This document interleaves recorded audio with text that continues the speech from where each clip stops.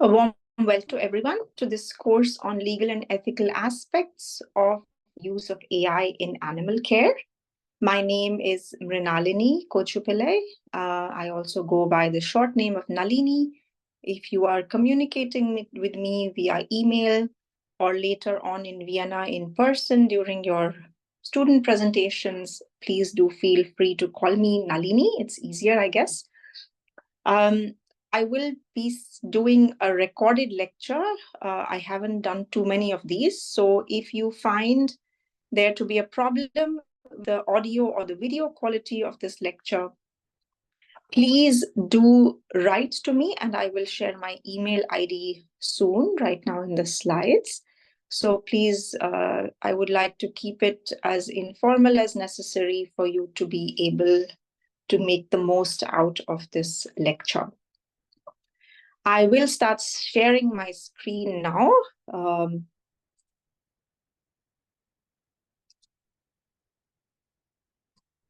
Please give me a moment.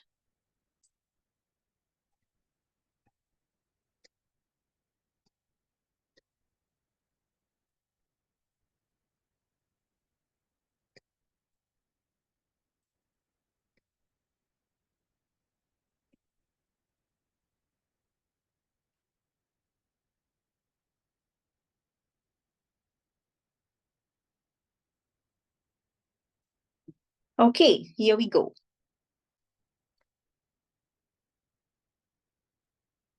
My contact details first for your information. Please do write to me at any time during this lecture if you find any videos or audios to be not so clear. You can contact me on either of these email IDs, either the University of Vienna email or my personal email. In this first lecture, we will look at an introduction and overview.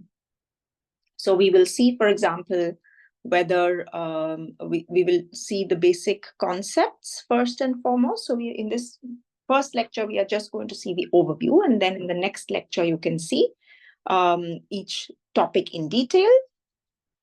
So starting with the basic concepts. So in the lecture after this lecture, you will hear the basic concepts, particularly concepts such as ethics. What is the meaning of ethics, first of all? What does it mean to you? Second, what is it objectively speaking? We'll also look at the concept of an ethical issue, which often comprises of two sides, which is an ethical risk and an ethical opportunity. We will particularly look at how an ethical issue is different when we consider AI ethics or artificial intelligence ethics. And what are some of the unique characteristics of AI which make ethical issues more challenging to identify, and how ethical risks and ethical opportunities may take on a different nature when we are looking at AI. We then also go on to looking into what is known as an ethical dilemma. And in the context of ethical dilemma, you'll also find a discussion on ethical relativism. And we will also look at ethics and human rights. You might wonder why we are looking at human rights in a course that is primarily for understanding the use of AI in animal care. But we will discuss that and find also the limitations of this whole discipline of ethics and human rights vis-a-vis the use of AI in animal care.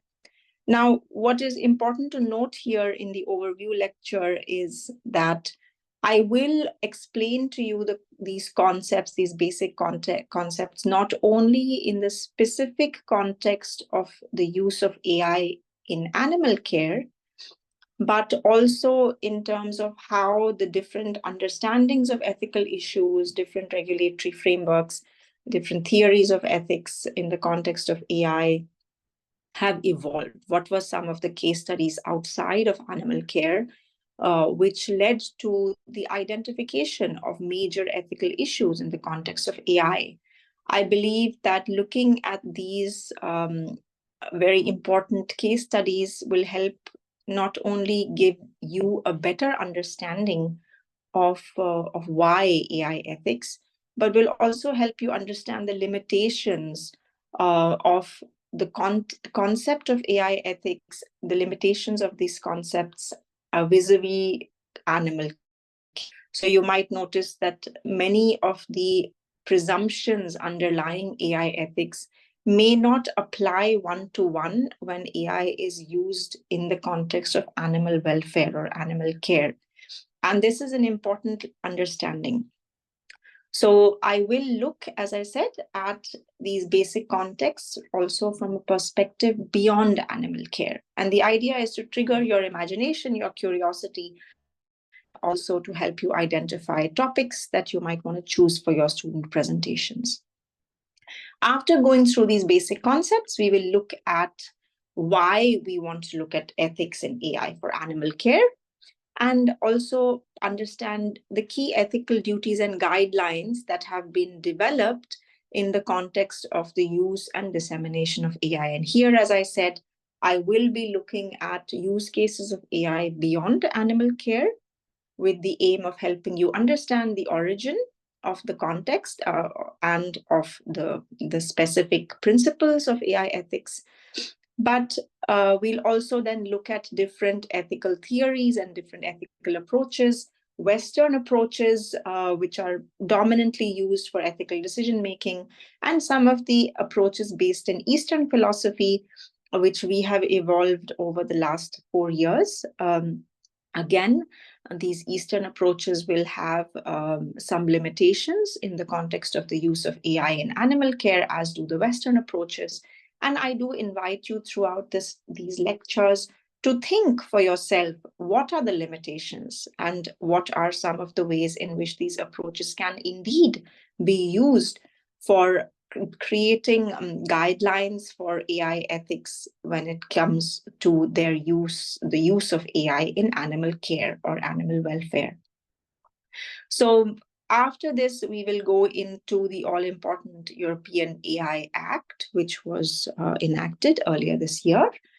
And we look at what are the different approaches to ethics that we study in section 2. How are these ethics guidelines and approaches incorporated into the EU AI Act?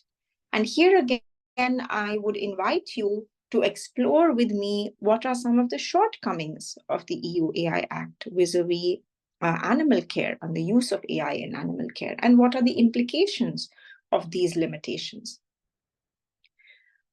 Finally, from my side, I will also give you a brief introduction to some of the use cases of AI in animal care and what are the different types of ethical and legal issues that are emerging as a result of the use of AI in these use cases of animal care. So particularly AI is used for animal welfare monitoring, and the use of AI for screening animal behavior, and using AI for disease diagnosis. This has already been extensively done for human beings and is now also being done for disease diagnosis in animals.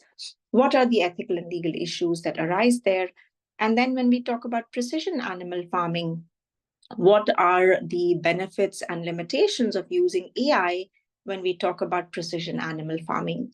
What are some of the legal and ethical issues that arise here? What are some of the legal and ethical issues that have not been discussed so far? And all of this, I hope, will give you enough food for thought for designing your topics for student presentations. Once you feel you have a topic that you would like to make your presentation on, please write to me in the email IDs that I provided to you. And most importantly, I would like you to also think about what are the practical implications for your personal professional life vis-a-vis the topics that we have covered here for your future practice, either as a veterinary medicine person or as a person as a veterinary doctor or as a person working in industry. What are the practical implications of what you are hearing here in the lectures and what you are reading beyond the lectures for your own understanding? So to trigger your imagination and hopefully your curiosity a little bit more, I have some questions for you to introspect on. So the first question I'd like you to think about is, of course, why are you interested in this course? You may even want to write me an email with an answer to this question. Why are you interested in this course? Are there any specific topics that you would like to see covered? Second, I'd like you to think about the ways in which you think animals are different from human beings. Maybe there are no ways at all. And do you think animals are sentient beings? And this, of course, begs the question of what is your own understanding of what is a sentient being? What are the characteristics of a sentient being? And then, why should we as human beings be concerned about animal welfare?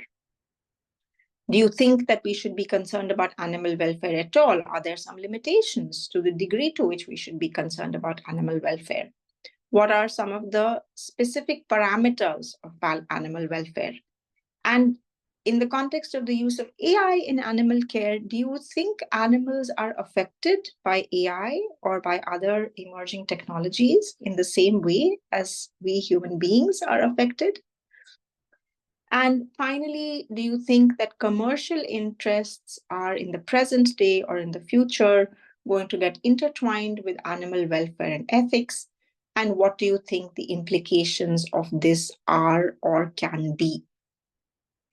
So to get you started, I have this little video that I have put together for you from YouTube. I will play it for you here. We'll watch it together. Copenhagen is one of the most sustainable cities. I want to build a tiny house in it.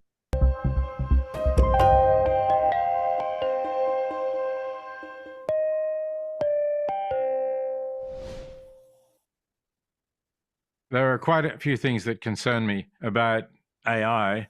It clearly has both positive and negative aspects. Okay, good. What's the weather? Right now in Orlando, it's 86. There are a lot of factors, and one of those concerns is about the impact of AI on animals. When you look at past technologies, they have always been used to the disadvantage of animals in various ways. We invented the wheel, a great invention, of course, to help us move around, but that means that we've tied horses and oxen and various other animals, effectively enslaved them to pull the carts that we've made with wheels. Similarly with AI, we are already using it on animals in a variety of ways. Factory farms are starting to use AI to run factory farms and to remove humans even further from the animals in the factory farms. In New Zealand, there are feral possums that had been imported from Australia for fur, but they're damaging to New Zealand's native forests, which never had possums. The drones are being used to kill them. And in general, when you look at studies of AI ethics, it tends to talk about AI must be used for human benefit. But I don't think that's enough. We share this planet with other species who are capable of feeling pain and whose interests must be counted. So I think that statements of AI ought to instead talk about AI being used for the benefit of all sentient beings. There are other broader concerns that are somewhat more philosophical. One is about whether AI could become more intelligent than us, a super intelligent, artificial general intelligence. We've already created vast numbers of conscious beings. We're creating animals all the time, and we vary them in their nature by breeding. I don't see any in-principle reason why you couldn't get something similar happening in something that isn't a carbon-based life form, but is made of silicon chips. If AI becomes conscious, if we develop an artificial intelligence that is itself a conscious sentient being, how can we tell whether it's mimicking consciousness or whether it's genuinely conscious? And what would its moral status be? Would its moral status be similar to that of humans? Would it be more like animals? Or would it still be a tool we could use as we pleased? The question is then, will we treat them as the other non-human conscious beings we've created, who we have mostly exploited for our particular purposes? Just as I believe governments should set standards for animal welfare, they should not permit the treatment of animals in the way they're now treated in factory farms. So I would think governments will need to set standards for the treatment of sentient, conscious AI. And then there are reasonable concerns about, will we be able to control it? The Oxford philosopher Nick Bostrom has a fable about a group of sparrows who think that it would be terrific if they had an owl to help them with some labour tasks. Owls are much bigger and stronger than they are. And so they think about getting an owl egg and hatching the owl and then training the owl to do what they want. And there's one wise old sparrow who says, well, before we actually hatch this egg, shouldn't we make sure that we can train the owl to do what we want? And the other sparrows say, oh no, it's going to be so wonderful, so let's keep going. The point of the fable, of course, is that owls eat sparrows, and once you have hatched an owl, the sparrows are not going to be able to control it. So is superintelligent AI going to be like the owl would have been to the sparrows?